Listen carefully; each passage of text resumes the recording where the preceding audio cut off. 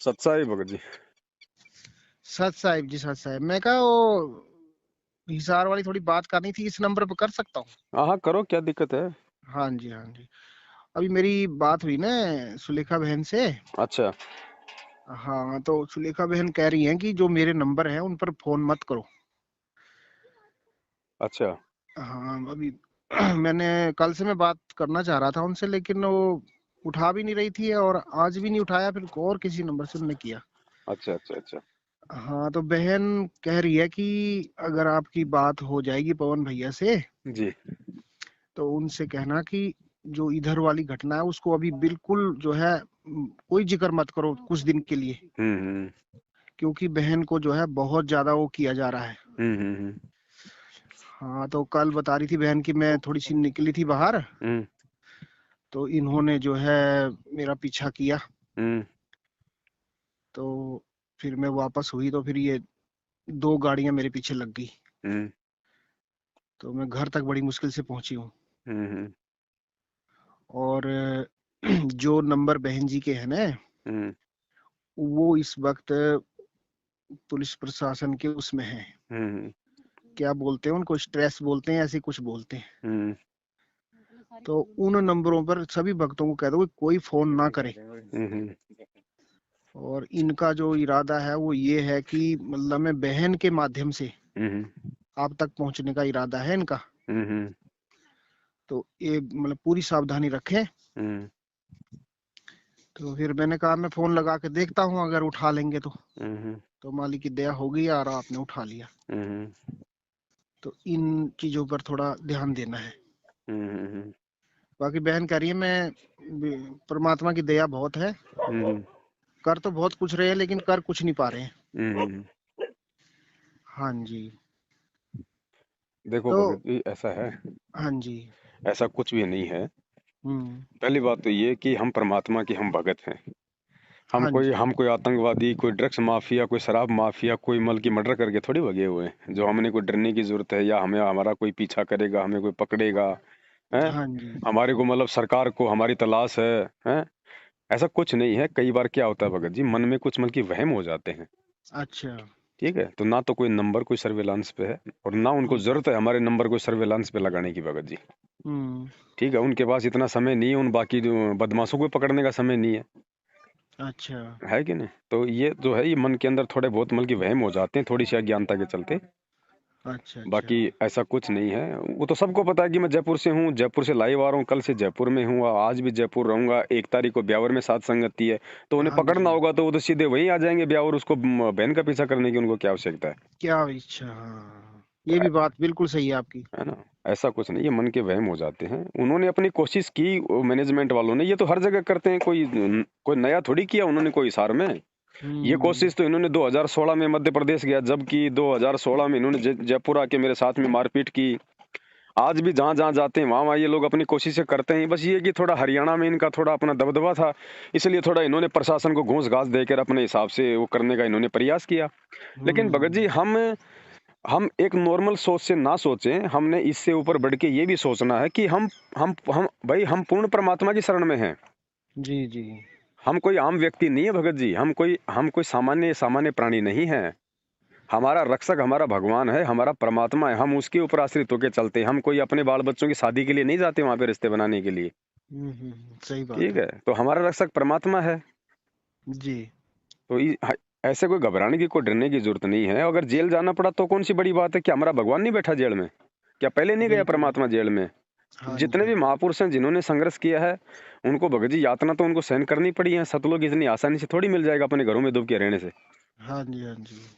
ये भक्ति है, संघर्ष है भाई। परमात्मा ने मीराबाई का उदाहरण क्यों दिया, धना जी का उदाहरण क्यों दिया, मंसूर का उदाहरण क्यों दिया? संघर्ष करना सही। पड़ेगा भाई। बिना संघर्ष के वैसा नहीं होगा कि हम लोग अपने घरों में बैठे बैठे मोबाइल पे लाइव देखते रहें और संघर्ष करने वाले मार खाते रहें। सही बात है। ऐसा नहीं चलता इस मार्ग में। जी। और जेल कौन सी बड़ी बात है, ये बात बताओ। क्या हमारा जो घर है वो जेल नहीं है? हाँ, हम भी जेल में ही हैं? हैं। और जेलर में वो जेल में कोई कैदी थोड़ी रहता है। जो जेलर है वो भी तो सारा दिन बेचारा उसी कैद में रहता है, वो भी तो एक कैदी है। बस इतना फर्क है, रात को जाके वो अपने घर पे सो जाता है। हाँ जी। हाँ जी। और कैदी तो चलो साल 2 साल की जेल काट लेगा, वो जेलर तो पूरी जिंदगी की जेल काटता है। सबसे बड़ा कैदी तो वो है। बिल्कुल बिल्कुल। 2 टाइम का खाना अपने घर पे खाना, 2 टाइम का खाना वहां पे मिल जाएगा। यहाँ पे 100 प्रकार की टेंशन है, जेल में खाली मालिक का नाम ही रहेगा। हाँ जी, दिक्कत क्या हमारे को बताओ? हमारे तो दोनों हाथों में लड्डू हैं। सही कह रहे हो। तो ऐसा कुछ नहीं है भगत जी, मन में कुछ वहम हो जाते हैं कभी कभार। ठीक है। उनको तो ये लगा कि यार ये लोग डायरेक्ट हिसार में आके साथ संगति कर दी, हमारा तो भांडाफोड़ हो गया, हाँ, लोगों के बस अंदर वो से सबसे वो डर निकल जाएगा ना। सबसे बड़ी बात वही है। हाँ कि भाई ऐसे तो संगत के अंदर से डर ही निकल जाएगा। और दूसरी बात यह है ना कि इन्होंने पहले धमकियां दी थी और फिर इन्होंने देखा कि भाई ये तो मान नहीं रहे, अब इनके अहंकार को और ज्यादा ठेस लग गई। हाँ, तो हिसार में तो भगत जी इन्होंने करना ही करना था, करना ही था इन्होंने। है कि नहीं? और जब तक ये ऐसा नहीं करेंगे तो मुझे एक बात बताओ, इनका पाप का घड़ा कहाँ से भरेगा? हाँ, अब ये न अपने कर्म पे फोड़ने ने। तो यही सब कुछ होना है और ये होता रहेगा। ये भगत जी संघर्ष है, ये अंतिम श्वास तक चलेगा। भगत जी बिल्कुल। जब एक समय अमिताभ बच्चन था, हाँ जी। जब लगातार उसकी फिल्में फ्लॉप होती जा रही थी, थक हार के वो अपना बोरिया बिस्तर बांध के जब बॉम्बे के रेलवे स्टेशन पे अपने गांव जाने के लिए आ गया कि मेरी बस की बात नहीं है ये फिल्में वाल में बनाना, हम्म। तो किसी के कहने समझाने पे वापस चला गया। वापस जाके बड़ा दुखी होके उसने अपने बाप हरिवंश राय बच्चन से कहा, हाँ जी। शॉर्ट में कहा कि पिताजी संघर्ष कब तक। वो थक गया था पूरा बुरी तरह से, उसकी कोई फिल्म नहीं हो रही थी सही। उसने सोचा कि बिल्कुल तेरा जो करियर है वो तबाह हो गया। तो उसने थक हार के अपने बाप से कहा कि पिताजी संघर्ष कब तक। तो हरिवंश राय बच्चन ने कहा कि बेटा जीवन जब तक। जी। जब तक तेरा जीवन है, जब तक तेरी अंतिम श्वास है, तब तक यहाँ पे संघर्ष है। तो भगत जी जब एक बात बताओ, जब हमारा बाप, हमारा भगवान, हमारा बंदी छोड़ आज हिसार जेल में बैठ के संघर्ष कर रहा है, तो हम भक्तों को कहाँ से वो सुख शांति मिल जाएगी? और मूर्ख है वो भगत जो इस समय जो मतलब सुख शांति की उम्मीद करता है।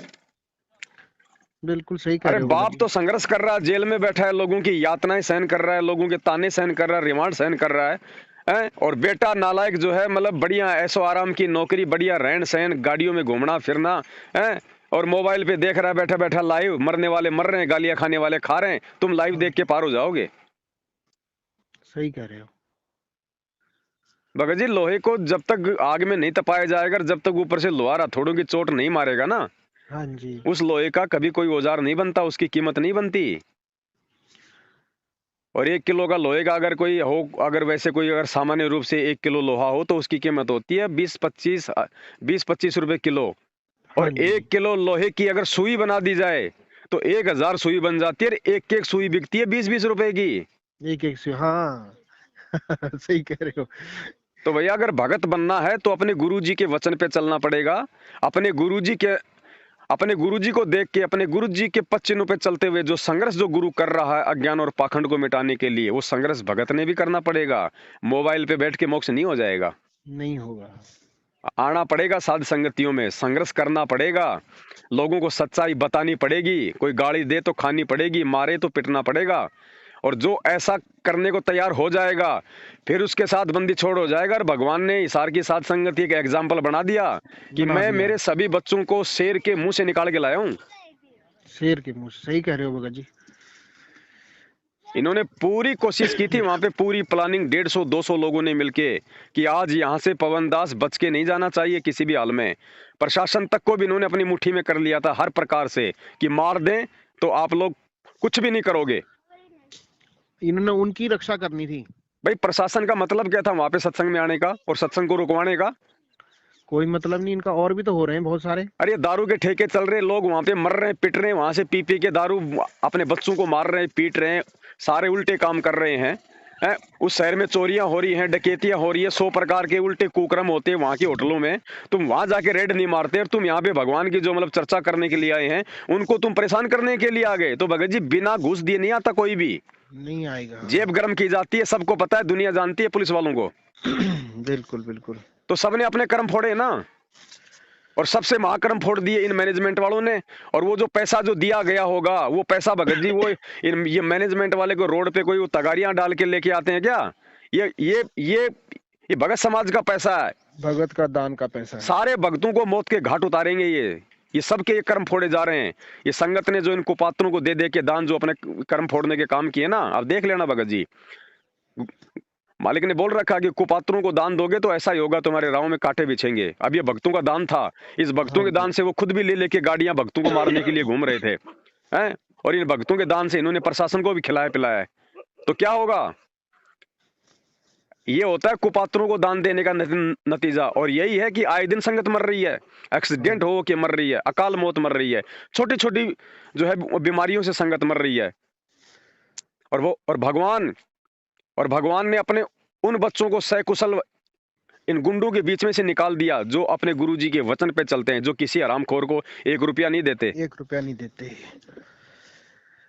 हमारे यहाँ भगत जी एक नेपाल का भगत था, हम्म तो उसने शायद मेरे को लगता है सार नाम ले लिया था कि पता नहीं सतनाम पर ही था अभी। हम्म तो भगत जी उसको एक कोई 3 महीने के अंदर ने उसको ऐसा रोग लगा कि एक हॉस्पिटल से दूसरे हॉस्पिटल, तीसरे हॉस्पिटल, और फिर इन्होंने सेंटर वालों को कहा कि भाई ये भगत की तो दुर्गति हो रही है, तो क्या बात है? ये कहते हैं उसका नामखंड है। हम्म तो नामखंड है तो ये कहने लगे कि भाई ठीक है, नामखंड है तो नाम शुद्ध करवा लेते हैं। हम्म है, तुमने बहुत बड़ी गलती की होगी तो इसलिए तुम्हारा नाम शुद्ध होगा नहीं, तुम पहले जो है चिट्ठी लिख के भेजो गुरुजी को हिसार। हम्म और उस भगत ने बोलते मरता क्या नहीं करता, हम्म और लंबी चौड़ी चिट्ठी लिखी गई हम्म और वो भेज दी इन्होंने। अब वो गुरुजी के पास पहुंची नहीं पहुंची वो तो गुरुजी जाने। हम्म वहां से फिर आ गया ऑर्डर हम्म कि भाई नाम शुद्ध करवा लो जाके। हम्म और उस भगत का इन्होंने नाम शुद्ध कराया। हम्म भगत जी वो नाम शुद्ध हो गया, और उसके बाद क्या हुआ कि वो 1.5 महीने में वो भगत जो है तड़प तड़प के मर गया। हम्म और उसके दोनों लड़कों ने पूछा, वो भगत के जो खत्म हुआ उसके दोनों लड़कों ने पूछा इन मैनेजमेंट वालों से कि भगत जी मेरे पिताजी से क्या गलती हो गई थी और इतनी दर्दनाक मौत इनकी क्यों हुई, हमारी तो आस्था ही नहीं रही अब। हम्म तो इनके पास भगत जी एक ही जवाब था, कहते हैं कि वो तो गुरुजी को पता होगा या वो जो भगत खत्म हुए उनको पता होगा। हम्म। तो ये कैसा जवाब था इनका? तो भगत जी ये बात बताओ, अब ये तो आप सबको मालूम हो गया। अब तो भगत जी, अब अपने पेट में अगर बच्चा किसी पड़ोसी से डलाओगे तो पति आपसे कितना प्रसन्न रहेगा। हाँ जी। तो सार नाम भगत जी बच्चा है। आपने अपनी आत्मा के अंतःकरण में जो सार नाम जो डलवाना था वो अपने गुरुदेव से डलवाना था। और कौन है अधिकारी नाम देने का? हैं? हाँ और जी। आपने इन काल के एजेंटों से सार नाम ले लिया, अपने गुरु पे आपने अविश्वास प्रकट कर दिया। क्या पता गुरु जी आएंगे कि नहीं आएंगे, सार नाम तो ले लो, सतलोक चल चलेंगे। अरे वाह! अरे जब सतलोक की चाबी हमारे गुरु जी के पास है कि साहिब कबीर आज्ञा आत्मा तो ही पुकारती, तेरे हाथ में चाबी ओ सतगुरु सतलोक द्वार की। सतलोक द्वार की। सतलोक की चाबी तो गुरु जी सार जेल में लेके बैठा है, तुम नालायको इन लोगों के साथ जाने की सोच रहे हो सतलोक में ले लेके फर्जी सार नाम। हाँ जी। तो मरेंगे भगत जी, और होगा क्या? अभी तो ये इनको गुरुजी की जरूरत ही नहीं है किसी को, ये तो बोल रहे हैं कि हमें सब कुछ मिल रहा है यहाँ से। जिनको जरूरत है वो मैनेजमेंट के तलवे नहीं चाटेगा, वो अपने गुरुजी के ही तलवे चाटेगा। और गुरुजी उन्हीं आत्माओं के लिए आएंगे और उन्हीं आत्माओं को आगे परमात्मा को असली सार नाम देंगे। मैंने एक बार इनसे कहा, कोऑर्डिनेटर से मैंने कहा कि भगत जी गुरुजी तो अभी आए नहीं बाहर, हम्म और गुरुजी नहीं आएंगे तो हम सतलोक कैसे जाएंगे? हम्म तो मेरे से कोऑर्डिनेटर ने कहा कि आपको इन चीजों से क्या लेना है, आपको गुरुजी के संदेश आ रहे हैं और आप अपने लगे रहो, आपको ड्यूटी दे रखी है नाम जपने की। हम्म मैं कहा भगत जी ये कैसे हो सकता है कि गाड़ी खड़ी है, ड्राइवर है ही नहीं, हम्म और फिर कैसे चलेगी वो गाड़ी? हम्म कहते आप ज्यादा बातें ना बनाओ, आप हम्म भटक गए हो, आपने पवन की वीडियो सुन ली होगी कोई, हम्म और वगैरह वगैरह कह के। मैंने कहा सुन ली तो क्या हो गया, क्या गुरुजी ने मना किया हुआ है क्या किसी की वीडियो सुनने के लिए, देखने के लिए? हम्म तो गुरुजी तो खुद खोल खोल के राधा स्वामी की किताबें दिखाते हैं हमारे को। जी। तो ये आप कैसी बात कर रहे हो? कहते आप जो है वो हो गए हो, भ्रमित हो गए हो, औरों को मत करना। हम्म मैंने कहा कोई बात नहीं, हम भ्रमित ही अच्छे हैं और आप अपना काम करो। फिर इन्होंने थोड़ा दबाव डाला, काफी लोग हमारे घर में भेज दिए यहाँ। कभी 2 हम्म आ रहे हैं, कभी 3 आ रहे हैं। तो ऐसे हम तंग किए इन्होंने, फिर हम माने ही नहीं, फिर हट हम्म गए। हम्म तो अभी हमने फिर ये 25 तारीख को घर में ही साथ संगति कर ली यहाँ। वो हुआ क्या कि हमने टिकट कर रखी थी हिसार की। हम्म तो टिकट हमने सारी इकट्ठी करनी थी, वो आने की भी करनी थी, जाने की भी करनी थी। हम्म तो हुआ क्या कि जैसे ही हमने वो टिकट बुक करने के लिए वो फार्म भर के रखे थे ना, हम्म तो वो पहले फार्म पकड़ लिया उसने, वो वापसी का हम्म वापसी का फार्म पकड़ा। तो इतनी देर में उधर से एक भाई आ गया दौड़ते दौड़ते कि भाई टिकटें मत करवाओ, सारी ट्रेनें कैंसिल हो गई हैं हम्म और आपके पैसे फंस जाएंगे। हम्म इतनी देर में हमारी टिकट कट चुकी थी, जी तो हमारे पैसे भी वो फंस गए। फिर वो कहने लगे कि ये तो इधर से गाड़ी जाएगी नहीं, तो आप वहां से आओगे कैसे? हम्म तो भगत जी फिर हमने उसके बाद और कैंसिल कर दी। हम्म कैंसिल कर दी तो फिर मैंने आपको कई बार फोन लगाया, आपने फोन उठाया नहीं। फिर जोड़ भगत जी ने फोन उठाया, हम्म फिर मेरी बात हुई तो मैंने कहा भगत जी ऐसी ऐसी बात हो गई है, इधर से हम 9-10 भगत थे, तो हमें जो है यहाँ किसानों ने सारे ट्रैक बंद कर दिए, हम्म वो अभी तक भी नहीं खुले हैं। जी तो हम अगर वहां पहुंचेंगे नहीं तो फिर हम आएंगे कैसे? हम्म तो हम चाहते हैं कि यहाँ हम 10-12 भगत है, तो हम यहाँ साथ संगति कर लें क्या, इकट्ठे होकर के? तो हम्म कोई भगत जी कहने लगे कि भाई अगर ऐसा हो सकता है तो कर लो, अच्छी हम्म बात है। हम्म तो फिर हमने 25 तारीख को यहीं पर ही करी हम्म सात संगति। तो भगत जी अभी एक बात और पूछनी थी आपसे हम्म कि अभी इधर से सारी ट्रेनें बंद हैं, हम्म पंजाब से, मतलब मैं पठानकोट से बोल रहा हूँ। जी तो हमारी इच्छा थी कि चलो वो जयपुर वाली सात संगति में आते। हम्म। तो ये अभी मेरे को तो लग नहीं रहा है खुलेंगी। अब ये तो तो भगत जी देखो ये पाबंदियां तो होंगी, काल भगवान नहीं चाहेगा इस धरती पे कोई धर्म का काम आगे बढ़े। हाँ जी, भले इसने कारण कोरोना बना दिया और कुछ बना दिया, लेकिन मैंने उसका मकसद काल भगवान का साध संगतियों को रुकवाना। जो भगत लोग हैं इस धर्म के काम में पांचों यज्ञ में शामिल ना हो, इस भगवान को भोग ना लगे, जिससे कि दुनिया में थोड़ी बहुत कोई शांति हो जाए। तो हाँ सारा जी, जो सिस्टम है वो आध्यात्मिक तौर से हमें सोचना पड़ेगा। इस मतलब स्थूल रूप से नहीं हो रहा काम भगत जी, ये सूक्ष्म लड़ाई है काल भगवान और परमात्मा के बीच में। हाँ जी। ये सारा का सारा काम इस धर्म के काम को रोकने के लिए किया जा रहा है। ये आने वाले समय में लोगों को समझ में आ जाएगा। तो हाँ, ये पाबंदियां नहीं चाहता कि होंगी कोई तो भी बचे। कोई बड़ी बात नहीं है, कोई दिक्कत नहीं है, हम अपने घर पे कर लेंगे परमात्मा को भोग, अपने अपने घर पे लगा लेंगे, क्या दिक्कत है? अगर समय होगा, अगर परमात्मा समय देंगे तो हम निकलेंगे अपने घरों से। हाँ जी, तो भगत जी मैं ये पूछना चाहता हूँ ना जी कि वैसे तो हमारी पूरी 100%, 101% कोशिश रहेगी कि हमने वहां पहुंचना है। जी। तो जैसे अब गाड़ी ही नहीं चलेगी भगत जी, तब तो मतलब ही नहीं बनता ना आने ना का। कोई दिक्कत नहीं, वो तो एक मजबूरी हो गई ना फिर हाँ हमारी। जी। फिर तो अपना तो टिकट कैंसिल कराओ। हाँ जी, तो भगत जी जैसे मान लो हम नहीं पहुंच पा रहे हैं, हम्म तो हम जैसे अभी हमने 25 तारीख को यहीं पर ही हम 10-15 भगत इकट्ठे हो गए थे, बिल्कुल। और जैसे आप करते हो ये मतलब भोग लगाना वगैरह, वैसे हमने यहाँ कर लिया था। जी। तो वैसे फिर हम यहाँ कर लेंगे, ठीक रोज रहेगा? करो ना भगत जी, किसने मना किया? रोज करो ना, हाँ जी, परमात्मा हाँ तो जी, इसी से प्रसन्न होते हैं। हाँ जी, हाँ जी, बस वही मैंने पूछना था कि हम यहाँ कर लेंगे अगर नहीं पहुंच पाए तो। और बाकी ऐसे कोई डरने घबराने की जरूरत नहीं भगत जी, हम कोई उल्टे काम नहीं कर रहे हैं, परमात्मा हमारे साथ में है। और दूसरी बात भगत जी, अपने घर में तो कुत्ता भी शेर होता है। जी जी जी, अपने सही घर कह रहे में हो तो भगत जी कुत्ता भी आप। शेर होता है भगत जी, और हम भगत हैं, हम इनके बराबर हो नहीं सकते। तो इन्होंने तो अपनी वो कुत्ते वाली औकात इन्होंने दिखा दी इस हार में कि हम पक्के कुत्ते हैं, एक नंबर के। हाँ जी, हैं? बिल्कुल। और भगत जी एक ये बात बाहर और भी आने है की, ना। ये बाहर करने की हिम्मत नहीं करते। अभी 1 तारीख को है, अभी हाँ एक जी, तारीख को अजमेर में है। हाँ जी, भगत जी सारे भगत पवनदास नहीं है कि मार खा लेंगे, हाँ जी, ले हाँ जी, लेके बैठे रहते हैं। हाँ जी। सारे पवनदास नहीं है, इसलिए इनको इस बात का भी इनको अच्छे से पता है। सही कह रहे हो। हाँ, इनके बाप भी बैठे रहते हैं सात संगतियों में भगत जी। हाँ जी, हाँ जी, सारे भगत पवनदास नहीं है, मार खाने वाले, गालियां खाने वाले। हाँ जी, इनको अच्छे से पता है इन बातों का। सही कह रहे हो। ईंट का जवाब पत्थर से देने वाले भी बैठे हुए हैं, लेकिन वो भी मालिक की अच्छी आत्मा है। धीरे धीरे वो भी मतलब आएंगे लाइन पे, हाँ जी, धीरे धीरे जब ज्ञान होगा। लेकिन अभी भाई सारे भगत ही पवनदास नहीं बने। सही कह रहे हो भगत जी। सही ये है। दुष्ट हैं, ये लोग, ये मैनेजमेंट वाले, गुरु जी का परिवार, ये इस धरती के कंस और रावण हैं। इनका तो हाँ वैसे जी, भी सत्यानाश होना है, इनके कर्मों से होना है। इनको तो, मेरे को तो लग रहा है जैसे अब संगत हट जाएगी तो प्रशासन ही मार देगा इनको तो। भगत जी और क्या इसके पकोड़े तल के खाएगा प्रशासन है इस महेंद्र भगोड़े के? जिस दिन प्रशासन के पास में पैसे जाने बंद हो जाएंगे, उसी दिन इसको बस इनकाउंटर कर बस, देगा, उसी दिन रगड़ वही देगा इसको। बिल्कुल सही कह रहे हो आप। संगत का पैसे पैसा फिर जा रहा है तो बच रहा है ये, वरना प्रशासन को अच्छे से पता है ये कितनी बार पेशाब करता है, कहाँ जाता है ये तो प्रशासन ने सोने के अंडे देने वाली मुर्गी पाल रखी है। अरे इसको पकड़ेगा प्रशासन तो प्रशासन नहीं मरेगा, उल्टा ये सारे राज उगल देगा। बिल्कुल किन किन के बिल्कुल। पास पैसा जा रहा था, कहाँ कहाँ पैसा जा रहा था, मैं क्यों बचा हुआ था, तो प्रशासन क्या इसके पकौड़े तलेगा? जिस दिन प्रशासन को लगेगा तुम्हारे काम का नहीं है, उसी दिन मार देगा गोली पीछे से। मार देगा मार देगा। सही कह रहे हो। और क्या पता प्रशासन से पहले खुद ही अपने कर्मों से मर जाए जो इसने कुकर्म किए। हाँ जी। सुनने में यार आजकल पता नहीं किसी हॉस्पिटल में सड़ रहा है पड़ा पड़ा। तो यही हाल होगा इसका। बिल्कुल होगा भगत जी, इसमें कोई दो राय नहीं है। ये सारी गुंडागर्दी इसी की है भगत जी।